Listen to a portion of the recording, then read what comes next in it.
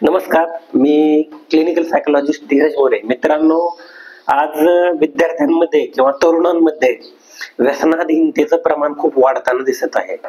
हे व्यसनाधीनतेचं प्रमाण एवढं वाढत आहे की आजकाल भरपूर तरुण हे व्यसनाच्या विळख्यात अडकताना दिसत आहेत.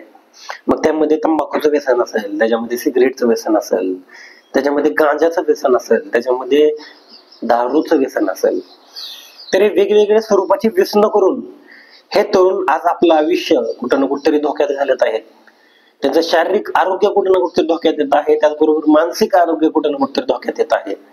हे शारीरिक आणि मानसिक आरोग्य धोक्यात आल्यामुळं त्यांच्या जीवनावर, त्यांच्या आयुष्यावर त्या गोष्टीचा विपरीत परिणाम होताना दिसत आहे. वेळीच या गोष्टीवर बद्दल मंथन होणं गरजेचं आहे, मार्गदर्शन होणं गरजेचं आहे, चर्चा होणं गरजेचं आहे.